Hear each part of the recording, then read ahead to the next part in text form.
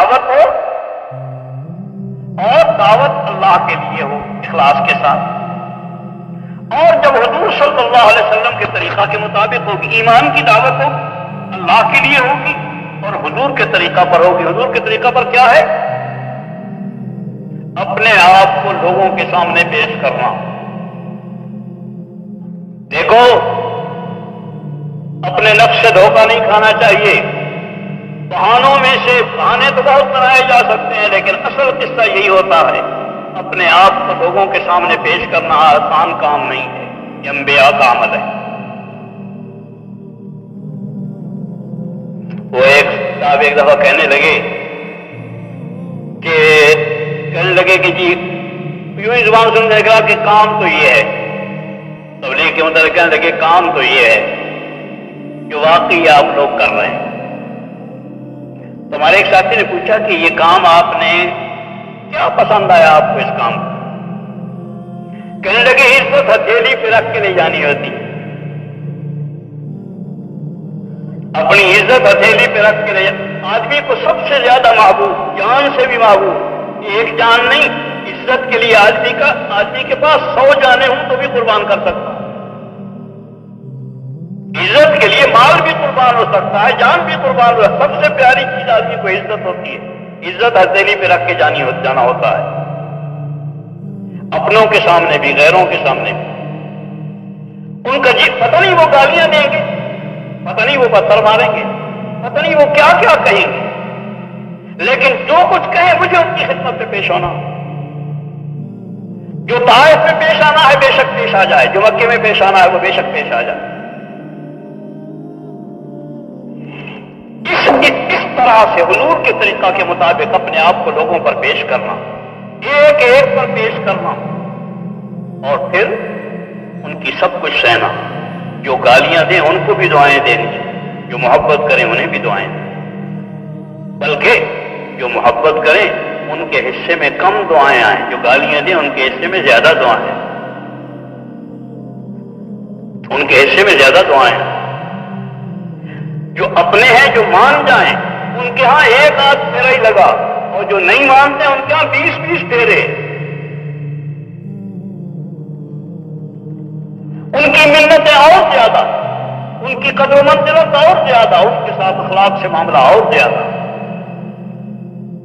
اور جب جائیں انہوں نے بات سن لی اور بالکل نہیں مانی، جب واپس آئے تو کوئی رنج لے کے نہیں آئے، ان کا احسان مان کے آئے کہ انہوں نے بات سن لی، اور بالکل مایوس ہونے کا کوئی حق نہیں ہے۔ اب نہیں مانے پھر شاید مانے، اس لیے کہ ماننا اس کے بس کا نہیں ہے۔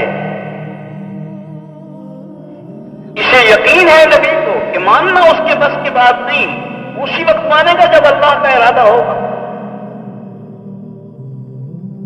اور جب اللہ کا ارادہ ہوگا اس وقت مان جائے گا۔ مجھے اپنی محنت کرنی ہے، اس لیے مایوسی کا کوئی سوال نہیں، ناکامی کا کوئی سوال نہیں۔ مجھے خدائی نہیں کرنی ہے کہ میں آیا اور نہیں مانی۔ وہ اپنے آپ کو کچھ نہیں سمجھتا، میں کون ہوں؟ میں کچھ نہیں ہوں، جو کچھ ہے اللہ ہے، میری کوئی حیثیت نہیں ہے۔ اپنے آپ کو بے حیثیت بنا کے، دوسروں کو حیثیتیں دیتے ہوئے، ان کی عزتیں کرتے ہوئے، ان کا احترام کرتے ہوئے، کسی کی غیبت نہیں، کسی پر بہتان نہیں، کسی پر تنقید نہیں، کسی کی تنقید نہیں، سب کی عزت، سب کا احترام۔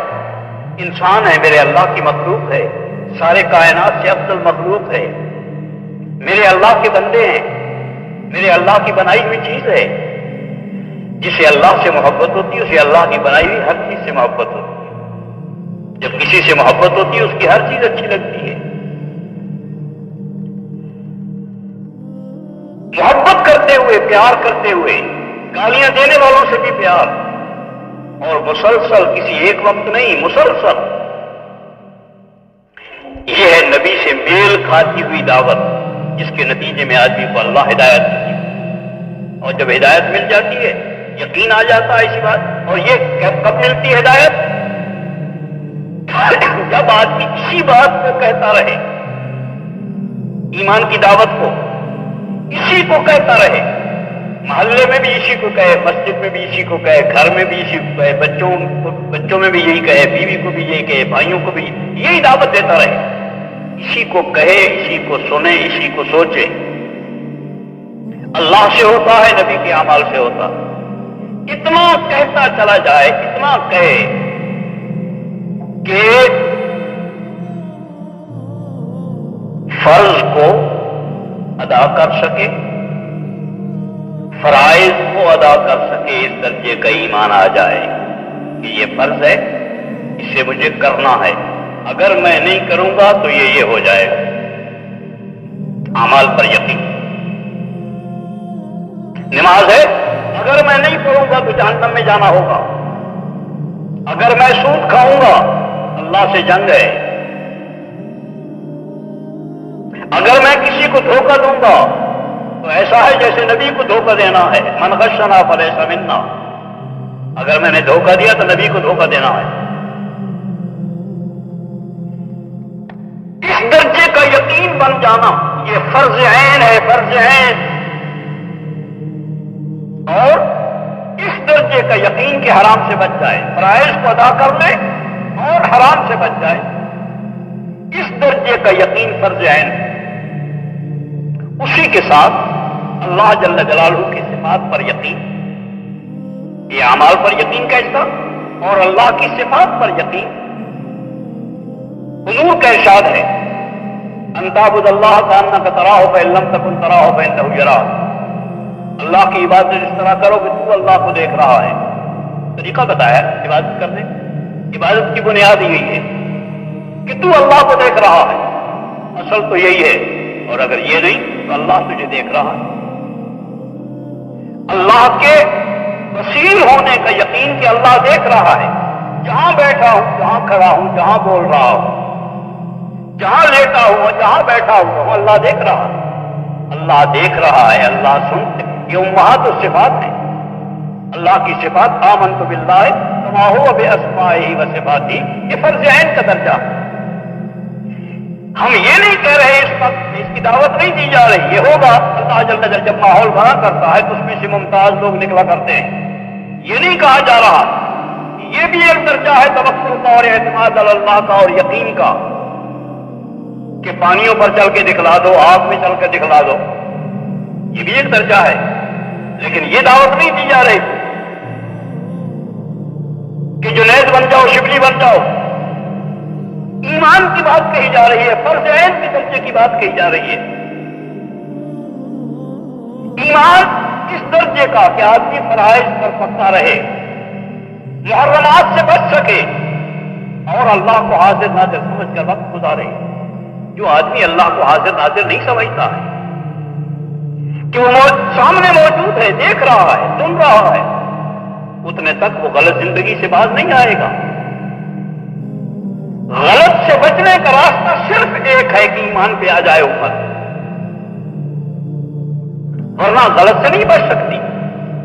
آدمی کی فطرت ہے، اللہ نے آدمی کے اندر یہ رکھا ہے کہ کوئی دیکھ رہا ہو غلط نہیں کرتا ہے، کوئی دیکھ رہا ہو، کوئی سن رہا ہو، غلط نہیں بولتا ہے۔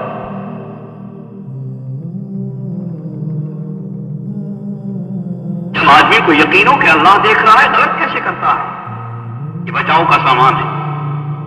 غلطیوں سے، معصیت سے نہیں بچا سکتے ہیں، کہیں کے نہیں بچا رہے، بڑے سے بڑے انتظامات دنیا نے کر کے دیکھ لیے ہیں، لیکن کہیں معصیت سے بچنے کی شکل نہیں پیدا ہو سکتی۔ اور صرف راستہ ایک ہے جو محمد رسول اللہ صلی اللہ علیہ وسلم لے کر آئے ہیں، ایمان کا راستہ، معصیت سے بچنے کا صرف وہی راستہ۔ اس بنا پر ایمان کی دعوت دے، اور اتنی دعوت دے کہ اللہ ایمان اور اعمال صالحہ پر یقین نصیب فرما دے، اور اس درجے کا یقین کے فرائض سے وہ کرنے لگے، معصیت سے بچنے لگے، اور اللہ کی عبادت کرے، حکم الہی کے مطابق زندگی گزارے، اور ہر وقت میں یہ خیال رہے کہ اللہ دیکھ رہا ہے، اللہ سن رہا ہے، اللہ جانتا ہے۔